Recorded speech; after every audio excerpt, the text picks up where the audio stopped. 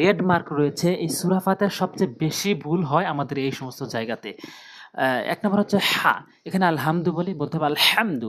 ২ number হচ্ছে আলামিন, এখানে ভর দিয়ে বলতে হবে, আমরা বলি আলামিন। তারপর হচ্ছে বরহা উচ্চারণ করতে হবে, আমরা বলি রহিম।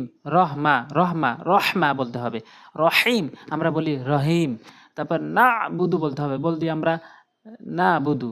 তারপর হচ্ছে নাস্তাঈন, আমরা বলি নাস্তাঈন। আইন নিয়ে আসি না, হামজা আইন উচ্চারণ করি।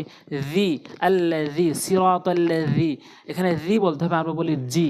তারপর আমরা মোট কথা আমরা বুঝতে পেরেছি যে যেই স্থানে হা এবং আইন রয়েছে, এই হা এবং আইন আমাদের সবচেয়ে বেশি ভুল হয়ে থাকে।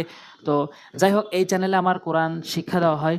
অবশ্যই চ্যানেলটি সাবস্ক্রাইব করে পাশে থাকবেন, যাতে করে আপনি সহি শুদ্ধ কোরআন শিখতে পারেন। আসসালামু আলাইকুম ওয়া রাহমাতুল্লাহি ওয়া বারাকাতুহু।